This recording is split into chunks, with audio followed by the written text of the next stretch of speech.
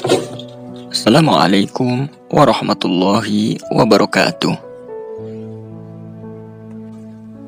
Sebagaimana yang diriwayatkan oleh Ibnu Al-Athir dan Ibnu Hisham, Khadijah adalah seorang perempuan pedagang yang mulia dan terhormat di tengah kaumnya. Dia juga dikenal sebagai saudagar dengan harta yang berlimpah. Dia mempekerjakan kaum laki-laki untuk membawa dan memperdagangkan komoditasnya, lalu memberi mereka upah yang pantas. Ketika Khadijah mendengar tentang kejujuran, amanah, dan kemuliaan akhlak pemuda yang bernama Muhammad, dia mengirim utusan untuk menawarinya pekerjaan, membawa barang dagangannya ke Syam dengan upah yang lebih besar dibanding yang pernah dia berikan kepada orang lain. Lalu Nabi Muhammad SAW menyanggupi tawarannya, dan kemudian beliau berangkat menuju Syam ditemani budak Khadijah yang bernama Maisyarah. Keduanya pergi untuk memperdagangkan barang dagangan Khadijah. Rasulullah dapat menjalankan amanah dan tanggung jawab itu dengan baik. Pertolongan Allah senantiasa menyertainya dalam perjalanan dan selama memperdagangkan komoditas milik Khadijah. Setelah beberapa waktu, beliau kembali ke Makkah bersama Maisyarah membawa keuntungan dagang yang berlimpah. Beliau mengembalikan amanah yang diembannya kepada Khadijah secara sempurna dan memberinya laba yang sangat besar. Setelah itu, beliau pamit dan pulang ke rumahnya. Sepulangnya Nabi Muhammad SAW dari rumah Khadijah, Maisyarah menceritakan pengalamannya menemani Muhammad SAW dan betapa dia sangat mengagumi kepribadian pemuda itu yang sangat istimewa dan menakjubkan. Dia mengungkapkan kejujuran, kesahajaan, dan juga kecerdasan Nabi Muhammad SAW dalam berdagang dan di sepanjang perjalanan. Semua itu benar-benar membuatnya takjub.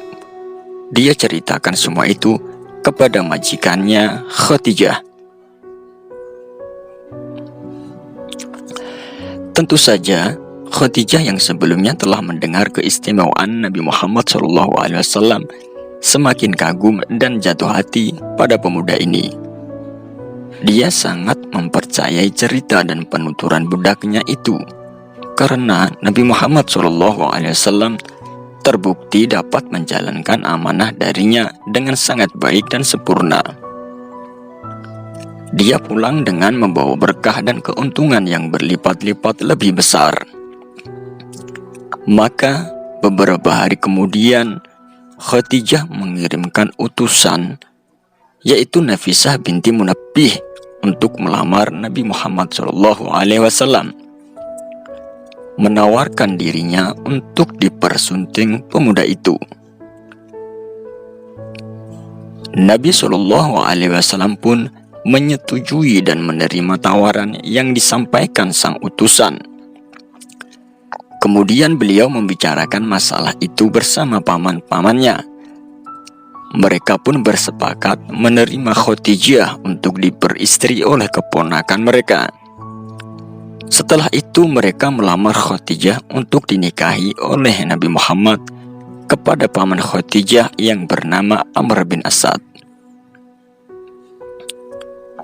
Sang paman pun menikahkannya kepada Nabi Muhammad SAW yang saat itu berusia 25 tahun, sementara Khadijah berusia 40 tahun. Sebelum menikah dengan Rasulullah SAW, Khadijah pernah menikah 2 kali. Suami pertamanya bernama Atik bin Aid At-Tamimi, dan suami keduanya adalah Abu Al-Hallah At-Tamimi yang bernama asli Hind bin Zurarah.